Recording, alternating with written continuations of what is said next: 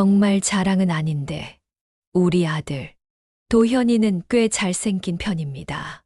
박보검을 닮았다고 동네 아줌마들이 난리가 날 정도였어요. 그런데 그런 아들이 대형 사고를 쳐서 저의 노후를 이렇게 망가뜨릴 줄은 상상도 못했습니다. 저는 서울에 살고 있는 56세 민혜순입니다. 남편과는 이혼한 지 10년이 넘었고 그동안 아들 하나 키우면서 나름대로 싱글라이프를 즐기며 살아왔습니다.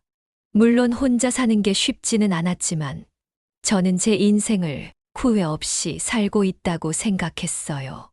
전 남편과의 결혼 생활은 그리 평탄하지 않았습니다. 전 남편은 성격이 워낙 깐깐하고 모든 것에 완벽을 추구하는 사람이었습니다. 작은 일에도 신경이 곤두서고 자기 방식대로 되지 않으면 불편해하는 스타일이었죠. 저는 나름대로 맞추려고 했지만 이 시간이 갈수록 숨이 막히는 느낌이 들었습니다. 무엇보다 그는 남들이 어떻게 사는지, 어떤 행동을 하는지 늘 평가하고 간섭하는 성격이었어요. 어떻게 보면 그런 깐깐한 성격 덕분에 사회적으로는 인정받았지만 함께 사는 사람으로서는 정말 피곤한 타입이었지요. 그렇게 시간이 지나면서 저는 점점 지쳐갔고 결국 이혼을 선택했습니다. 이제는 깐깐한 남자, 예민한 남자라면 고개를 절레절레 흔듭니다. 그런데 돌아보면 저 역시 한때는 철이 없었고 충동적으로 결혼을 결정했던 사람이었습니다. 30에 갑자기 임신을 하게 되면서 이제 결혼할 때가 됐구나라는 단순한 생각으로 후다닥 결혼을 해버린 거죠. 사랑해서 한 결혼이었지만 준비되지 않은 상태에서 결혼을 하면 얼마나 힘든지 저는 직접 경험한 사람입니다. 그런데 아들이 제 뒤통수를 치더군요. 여자친구가 임신을 했어요. 그 순간 심장이 쿵 하고 내려앉았습니다. 뭐라고? 제 귀를 의심했어요. 정말 제대로 들은 게 맞는지 다시 한번 묻고 싶었지만 아들의 표정을 보니 이게 꿈이 아니라 현실이라는 걸 깨달았습니다. 아들은 군대 다녀오고 지금 바로 졸업했고 겨우겨우 잡은 직장도 변변치 않았습니다.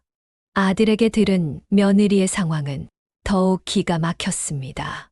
며느리는 겨우 20살. 올해 대학을 갓 들어간 학생이었습니다. 그야말로 사고 한 번 제대로 친 거였죠. 그래서 학교는 어떻게 할 거래? 그만둘 거야? 아니면 애 낳고 다시 다닐 거야? 아들은 애매하게 고개를 끄덕였습니다. 자기도 아직 고민 중이래요. 근데 서윤이 부모님이 알고 난리가 났대요. 책임져야죠, 뭐. 그런데 책임진다는 게 뭔지 제대로 알고 하는 말일까요? 이 이야기를 듣는 분들은 앞으로 어떤 일이 일어날지 상상도 못 하실 겁니다. 벌써 한숨부터 나옵니다. 그래도 25이면 그리 어린 나이도 아닌데 무엇부터 해야 할지 어리버리한 아들에게 그 집 부모님을 만나자고 했습니다. 급하게 잡힌 상견례 자리. 서로 얼굴을 마주한 첫 순간부터 분위기가 심상치 않았습니다. 사돈댁은 이미 불만이 가득한 얼굴이었고 첫마디부터 우리 아들과 저를 도둑놈 취급하더군요. 아직 앞날이 창창한데 앞길을 막아놔서 저희가 얼마나 속상한지 모릅니다. 대개 아드님은 이제 막 사회생활 시작하려는 애라 모아놓은 돈도 없지 않아요. 사돈 어른은 앞에 있는 사람은 생각하지도 않는 것 같았습니다. 이제 막 피어나는 애를 결혼으로 주저앉히는 것 같아서 참 황망하네요. 이 말을 듣는 순간 제 속이 부글부글 끓기 시작했습니다. 솔직히 말해서 우리 아들이 혼자 저지른 것도 아닌데 사돈댁에서는 오로지 자기 딸만 희생양이라고 생각하는 것 같았습니다. 정말 한마디 하고 싶었지만 일이 틀어질 것 같아 참기로 했습니다. 둘 다 책임이 있지만 어쨌든 임신시킨 건 우리 아들이었으니까요. 저는 최대한 차분한 목소리로 말했습니다. 우리 아들이 귀한 따님을 주저앉힌 건 정말로 사과드립니다. 결혼하게 된다면 저희 집에서 부족함 없이 지낼 수 있도록 최대한 도울 생각입니다. 그렇게 말하면서도 제 속은 편치 않았습니다. 그런데 사돈댁은 여기서 한술 더 떴습니다. 이번에는 안사돈이 대놓고 불만을 쏟아내더군요. 홀어머니인 집에 시집 보내는 것도 마음에 걸리네요. 어머니는 힘들게 안 하실 걸로 보이지만 혹여애가 너무 힘들다고 하며 저희는 주저하지 않고 이혼시킬 겁니다. 이 말을 듣는 순간 손에 힘이 들어갔습니다. 결혼도 하기 전에 이혼부터 이야기하는 부모라니. 애가 힘들면 이혼시키겠다.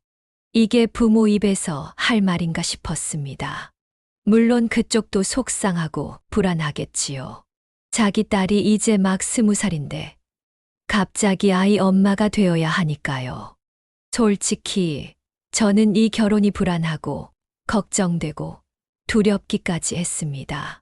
하지만 그런 마음을 내색할 시간도 없이 며느리가 배부르기 전에 결혼식이라도 올려야 했습니다. 이혼할 때 남편은 몸만 나가면서 우리가 살던 아파트를 제게 넘겼습니다. 그렇게 받은 아파트를 저는 과감히 팔아버렸습니다. 그리고는 마침 부동산 경기가 좋을 때 다세대 주택을 구입했습니다. 서울에선 작은 땅 한 조각이라도 가지면 든든하다잖아요. 그렇게 저는 6세대가 사는 다세대 주택을 사서 건물주가 되었습니다. 그러고 나니 제 통장에 가만히 있어도 들어오는 월세가 생겼습니다. 그런데 저는 거기에 만족하지 않았어요. 다세대 주택을 담보로 대출을 받아 작은 아파트 하나를 더 마련했습니다. 물론 대출이긴 했지만 어쨌든 제 이름으로 된 또 하나의 재산이었죠. 그 아파트는 세를 놓고 있었어요. 처음부터 자식 결혼하면 그 집을 물려줄 생각이 없었어요. 제 노후를 위해 준비한 집이었으니까요. 하지만 아들이 이렇게 갑자기 결혼을 하게 되면서 이 계획을 수정해야 하는 상황이 온 겁니다. 대출금을 매달 갚아야 하는 상황이었거든요. 결국 아들이 매달 주지 않으면 그 돈은 어차피 제 주머니에서 나가게 생긴 거였어요. 하지만 이걸 공짜로 줄 생각은 절대 없었습니다. 네가 갚아나가면서 살아야 해. 그래야 집이 얼마나 소중한지 알지. 사돈댁은 우리가 신혼집을 마련한다는 이야기를 듣고 잠시 놀라는 듯 하더니 이내 안심하는 기색이 역력했습니다. 그런데 결혼 준비를 하면서 예비 며느리 서윤이가 너무도 철이 없다는 걸 수없이 실감했습니다. 어느 날 아들이 난감한 표정으로 저를 찾아왔습니다. 엄마, 서윤이 예물은 뭐 해줄지 생각해 보셨어요? 순간 가슴이 철렁 내려앉았습니다. 결혼 준비도 빠듯한데 벌써부터 예물 이야기라니. 갑자기 그 얘긴 왜? 남들은 명품 가방은 기본으로 받는다면서 자기는 뭐 사줄 거냐고 묻더라고요. 그래서 백화점 가서 가방을 봤는데 하나에 800만 원이 넘어요. 저는 귀를 의심했습니다. 800만 원? 제가 너무 비싼 거 아니냐고 하니까 서운하다고 울면서 자기는 결혼하는데 빈손으로 가는 것 같대요. 순간 아찔했습니다. 아들이 곤란한 듯 말을 이었습니다. 어쨌든 뭔가 사줘야 할 것 같아서 제 카드로 결제하려고 했는데 한도가 안 나와서. 제가 황당한 표정을 짓자 아들은 급하게 덧붙였습니다. 아, 엄마, 부담 주려는 건 아니고요. 그냥 어떻게 해야 할지 몰라서요. 저는 결국 백화점에 가서 다이아 세트와 명품 가방을 사주었습니다. 아무리 철없는 며느리라도 결혼식 날 친구들이랑 친척들 앞에서 괜히 초라하다고 느끼면 그게 또 부부 생활에 영향이 갈까봐 그냥 해 주었습니다. 그렇게 어찌어찌 결혼식은 서둘러 진행되었고 아이들은 새로운 가정을 꾸렸습니다. 그리고 정말 예상대로 신혼생활이 시작되자마자 현실이 들이닥쳤습니다. 서윤이는 임신으로 몸이 점점 무거워졌고 아들은 사회 초년생으로 아직 수입이 넉넉하지 않았습니다. 둘이 모아둔 돈이라고는 거의 없었고 생활이 점점 빠듯해지는 게 뻔히 보였습니다. 아들이 대기업에 다니는 것도 아니었고 중소기업에서 이제 막 자리 잡아가는 중이었으니 월급도 많지 않았습니다. 특히 서윤이가 일을 할 수도 없는 상황이니 아들은 홀로 생활비를 감당해야 했습니다. 어쩌면 당연한 일이겠지만 돈 문제는 부부 사이를 흔들기 시작했습니다. 아들이 하루는 저를 찾아와 깊은 한숨을 내쉬었습니다. 엄마, 결혼 생활이 이렇게 힘든 거였어요? 그 말을 듣는 순간 저는 드디어 올 것이 왔구나 싶었습니다. 사랑만으로는 절대 결혼을 유지할 수 없다는 걸 아들은 이제야 깨닫기 시작한 거겠지요. 배가 점점 불러오는데도 서윤이는 여전히 자유로운 생활을 놓지 못하는 것 같았습니다. 놀랍게도 밤마다 클럽에도 가는 모양이었어요. 처음에는 귀를 의심했습니다. 설마 임산부가 클럽을 간다고? 그런데 아들의 말은 더 황당했습니다. 엄마, 걱정 마세요. 서윤이 혼자 가는 게 아니라 저랑 같이 가서 놀다 와요. 순간 말문이 막혔습니다. 지금 배가 불러오는데 부부가 함께 클럽에 간다고? 제가 알고 있던 임산부의 생활과는 너무나 다른 모습이었어요. 요즘 젊은 애들의 결혼 생활이 옛날과 다르다고는 하지만 이 정도로 다를 줄은 몰랐습니다.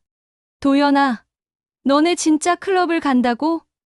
서연이 배도 불러오는데 엄마, 요즘은 임산부들도 가볍게 음악 들으러 가는 거예요. 그냥 분위기만 즐기고 일찍 들어오니까 너무 걱정 마세요. 도대체 어느 세상이길래 임산부가 밤마다 클럽을 가는 게 당연한 일이 된 건지 저는 도무지 이해할 수 없었습니다. 그래도 나는 옛날 사람이고 요즘 애들은 다르게 사나 보다 싶어 그냥 넘어가려고 했습니다. 하지만 며칠 뒤 아들 집에 필요한 물건을 가져다 주려고 잠깐 들렀는데 그 광경을 보고는 정말 기절할 뻔했습니다. 그야말로 집이 폭탄 맞은 것처럼 엉망진창이었습니다. 싱크대에는 설거지 거리로 가득 차 있었고 바닥에는 아무렇게나 벗어둔 옷가지며 쓰레기들이 굴러다니고 있었습니다. 냉장고 문을 열어보니 먹다 남은 배달 음식이 한가득 들어 있었고 정리된 건 하나도 없었습니다. 이제야 확실히 알겠더군요. 서윤이는 원래 집안일을 해본 적이 없는 사람이었습니다. 배가 불러오는데도 음식을 해먹을 줄 모르고 집안을 치울 줄도 몰랐으며 생활은 여전히 결혼 전과 다름없었습니다. 이제는 가정이 생겼다는 걸, 아이를 키워야 한다는 걸 조금이라도 실감하고 있기는 한 걸까 의문이 들었습니다.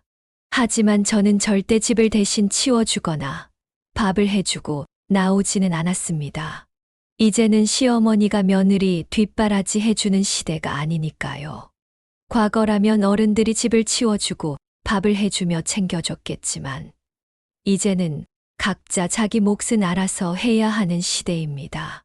그러나 집을 나오며 저는 솔직히 너무나 불안했습니다.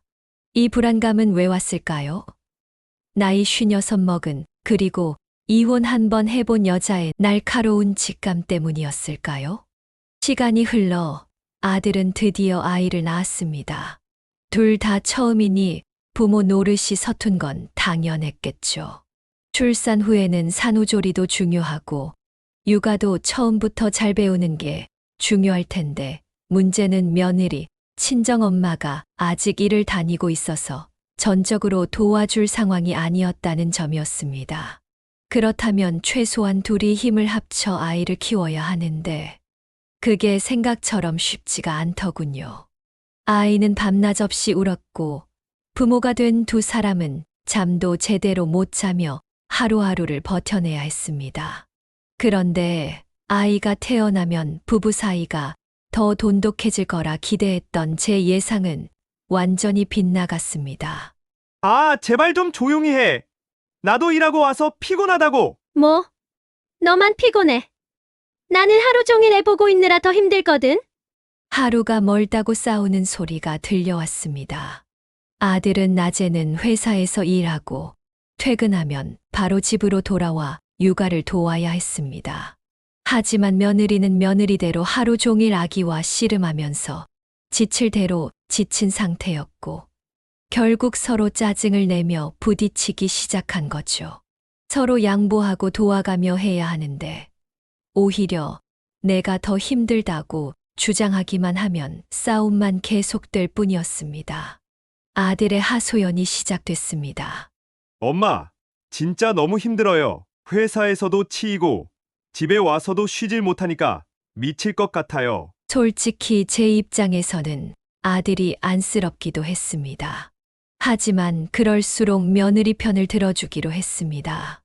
도연아, 여자들은 출산하고 나면 몸도 힘들고 마음도 불안해지는 거야. 애 낳고 나면 호르몬 변화 때문에 우울해지는 건 당연한 거야. 너는 밖에서 일하고 와서 힘들겠지만 이 아내는 하루 종일 집에서 아이랑 씨름하는데 답답하고 힘들지 않겠니? 아들은 고개를 푹 숙이며 한숨을 내쉬었습니다.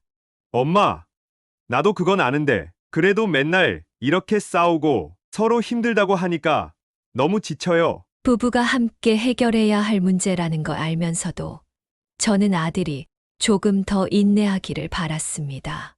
도연아, 내가 조금 더 참고 양보해라. 네 아내는 지금 몸도 힘들고 마음도 지쳐 있으니까 네가 더 배려해야 해. 하지만 이 싸움이 쉽게 끝날 싸움이 아니었음을 저는 곧 깨닫게 되었습니다. 하루는 며느리가 울면서 전화를 했습니다. 어머니, 아기는 울음을 안 그치고 오빠는 잠깐 나갔다 온다 하더니 12시 넘었는데도 연락도 없어요. 아직도 안 들어왔다고? 하루 이틀이 아니에요. 그런 며느리를 달래고 겨우 전화를 끊고 도현이에게 연락을 해봐도 아무 대답이 없었습니다. 그때는 몰랐습니다. 애가 뭐를 하고 다니는지 아들이 하도 힘들다고 하소연하길래 결국 저는 아들네 집을 오가며 살림을 챙기기 시작했습니다. 손녀가 태어나고 나니 그 예쁜 얼굴을 보면서 그냥 두고 볼 수가 없더군요.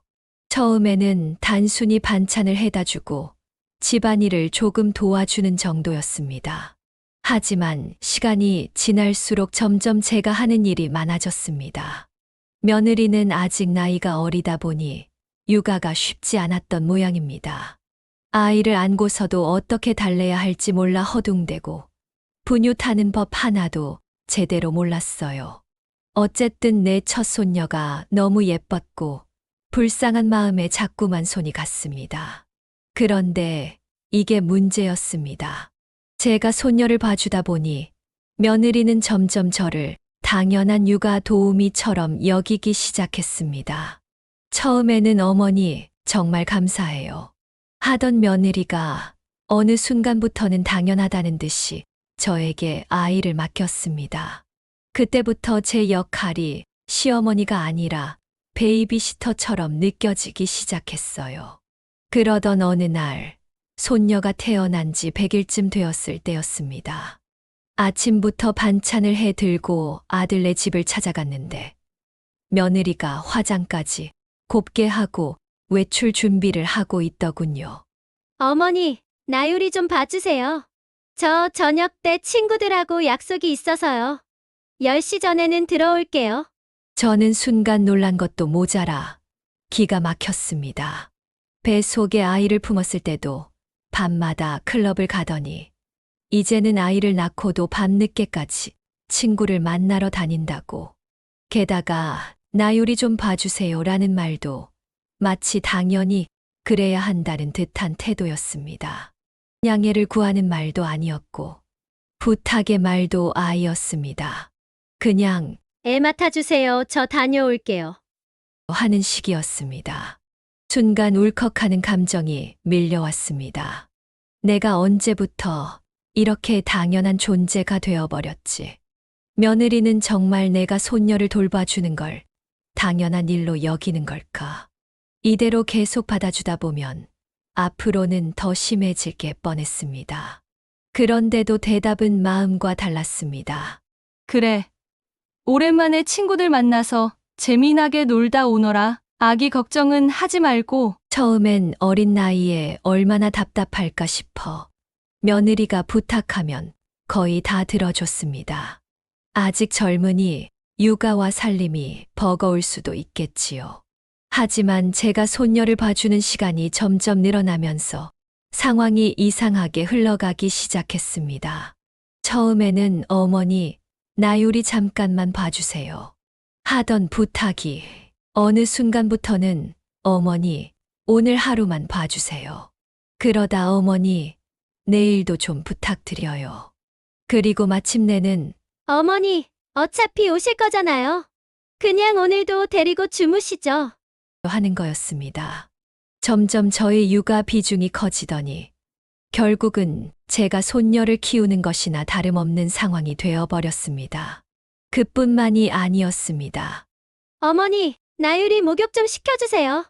제가 목욕물은 받아 놓을게요. 처음에는 가끔 하는 부탁이겠거니 했습니다. 그런데 하루 이틀 지나고 보니 아기 목욕을 주도하는 사람은 제가 되어 있었습니다. 그러다 보니 집안일도 자연스럽게 제 몫이 되었습니다. 아기가 먹을 이유식도 제가 만들었고 빨래며 설거지며 청소까지도 도맡아 하게 됐습니다. 며느리는 어디가 아프다는 이유로 집안일은 손도 대지 않았습니다.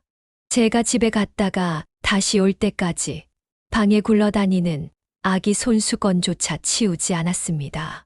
더 기가 막힌 건 아기가 밤새 썼던 젖병도 그대로 설거지통에 담겨 있는 게 일상이었습니다.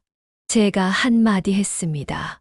서윤아, 이런 건 물에 미리 불려놔야 설거지가 수월한 거야. 아기 젖병은 꼭 소독해서 써야 한다. 그냥 쓰면 아기 입병 나고 배탈까지 날 수 있어. 그런데 며느리는 고개를 휙 돌리며 듣기 싫다는 표정을 대놓고 지었습니다.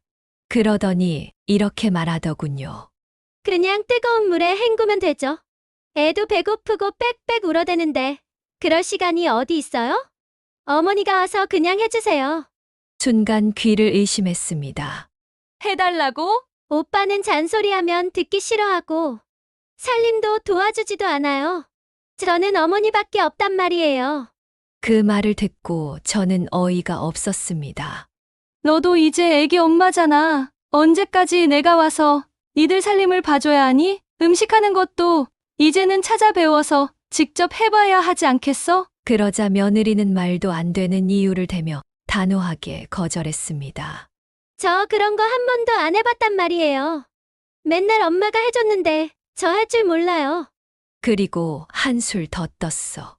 어머니, 그냥 당분간은 어머니가 해주시면 안 돼요?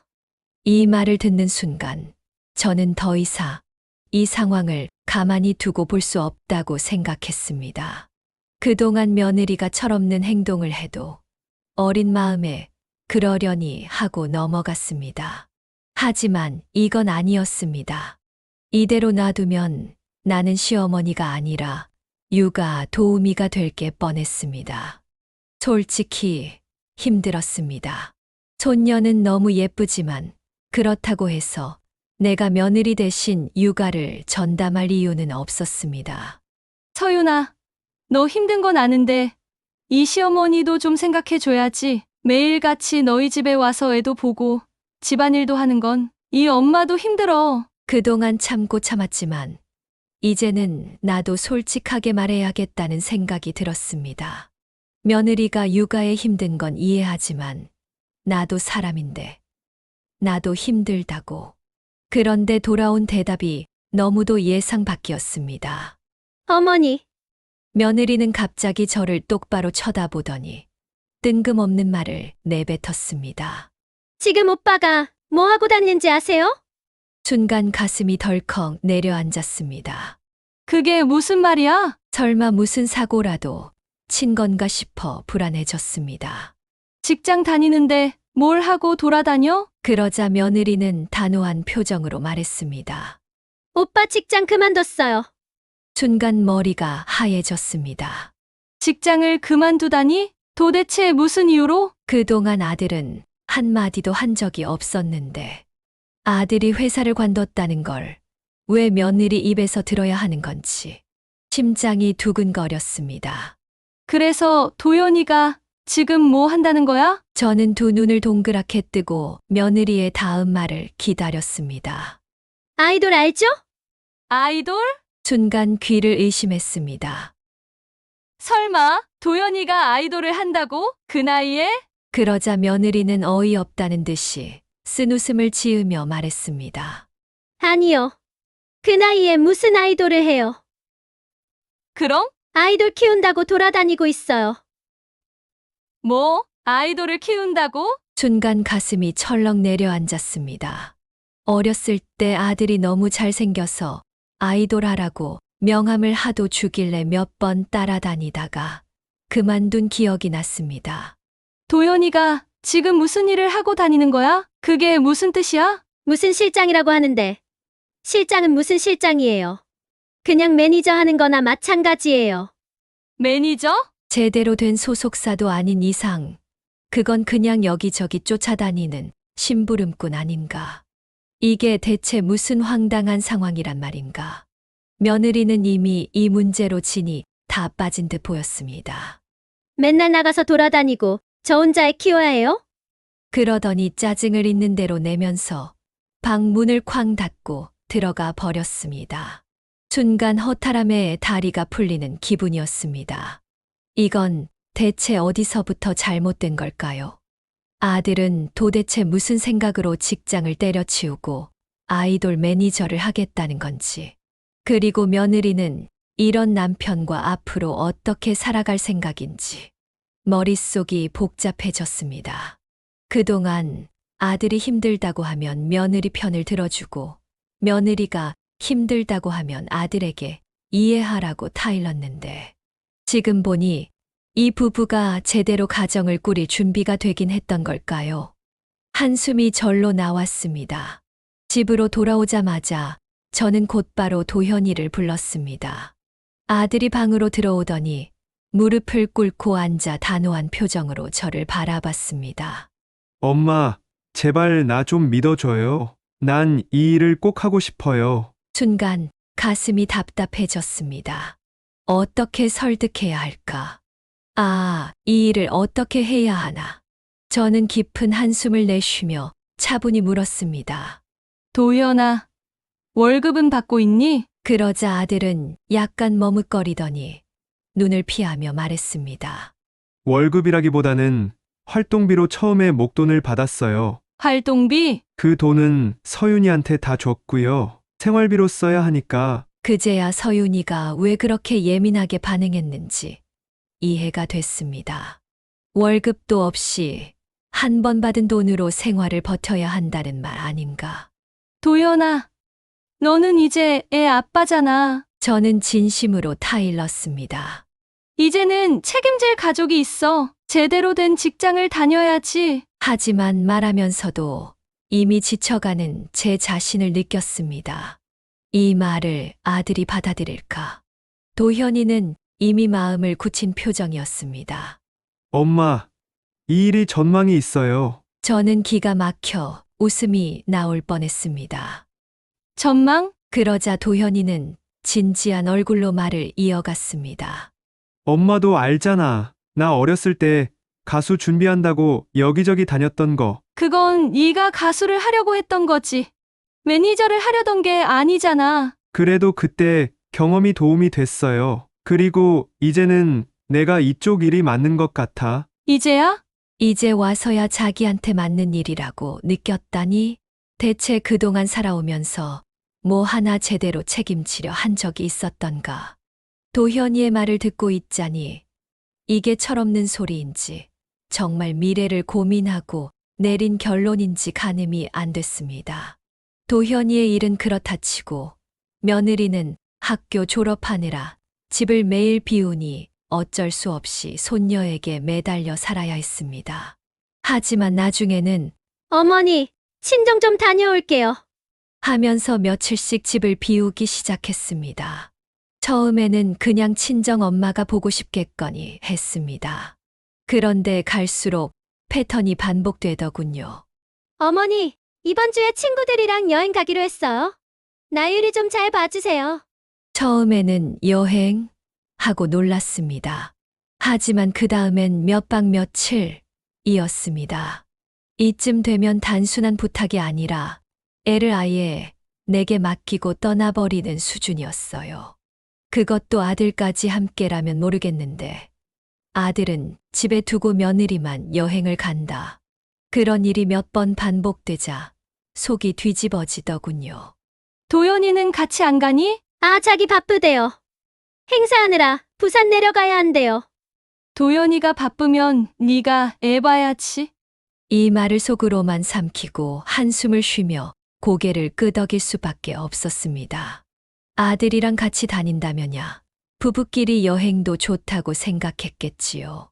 그런데 이건 아들은 집에 덩그러니 남아있고 저는 손녀를 돌보느라 외출도 못하고 있는데 며느리만 신나게 돌아다니는 상황이 되어버린 겁니다. 그러다 보니 결국 저도 지치기 시작했습니다. 이건 아닌데 그렇게 한 번 선을 넘기기 시작하니까 며느리는 점점 더 저를 당연한 존재로 여기고 있었습니다. 이제 더 이상은 안 되겠다 싶었습니다. 이대로 놔두면 나는 손녀의 공식 보모가 되어버릴 것이 뻔했습니다. 아들과 며느리의 삶과 내 삶은 엄연히 다른 것이었습니다. 이제는 분명하게 선을 그어야 할 때가 온 것 같았습니다. 네 자식은 네가 키워라. 그렇게 선언하고 한동안 아들의 집에 발걸음을 끊었습니다. 이제는 내가 개입하지 않아야 한다. 그래야 정신을 차릴 거다. 그런데 기는 놈 위에 나는 놈 있다고 했던가요? 아들도 며느리도 한참을 연락하지 않았습니다. 그러더니 어느 날 문 앞에서 인기척이 났습니다. 문을 열어보니 도현이가 애기 짐가방을 바리바리 싸들고 문 앞에 서 있었습니다. 눈은 충혈되어 있었고 얼굴은 바짝 말라 있었습니다. 그리고 나유리는 한쪽 팔에 안겨서 칭얼대고 있었습니다. 엄마, 나 출근해야 돼요. 순간 가슴이 덜컥 내려앉았습니다. 도연아, 이게 무슨 일이야? 그런데 아들은 대답할 겨를도 없이 서둘러 아이를 제 품에 떠넘겼습니다. 저 시간 없어요. 차에서 애들이 기다려요. 그러고는 나유리만 제 품에 맡기고 말도 제대로 하지 않은 채 불이 나게 뛰어나가 버렸습니다. 문이 쾅 닫히는 소리에 정신을 차려보니 배고프다고 빽빽 울어대는 나유리가 제 품에서 몸부림치고 있었습니다. 급하게 달래며 미지근한 물에 분유를 타서 먹였고 겨우 재워놓은 뒤 곧장 아들에게 전화를 걸었습니다. 도연아, 무슨 일이야? 서윤이는? 그런데 돌아온 대답은 엄마, 서윤이 집 나갔어. 순간 핏기가 싹 가셨습니다. 뭐? 언제? 이틀 됐어요. 뭐라고? 이틀이나 됐는데 너 지금 나한테 말하는 거야? 장모님께 연락하고 찾아가 봤는데 아무도 전화 안 받아요.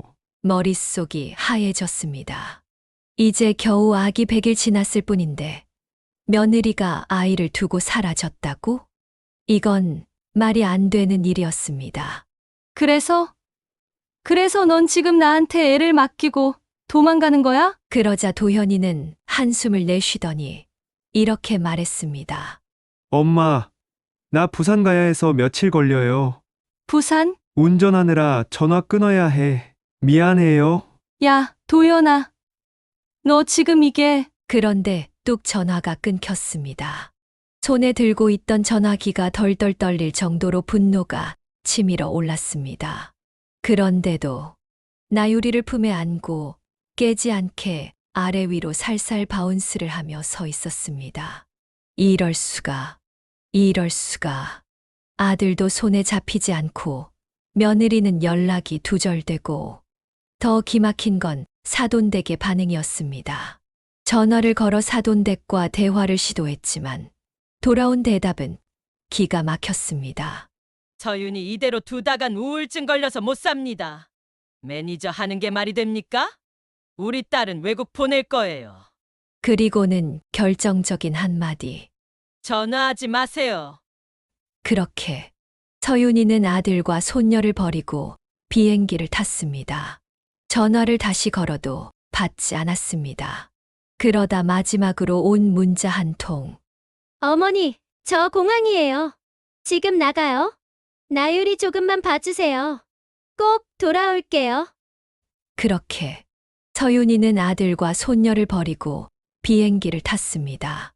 여러분, 이게 말이 됩니까?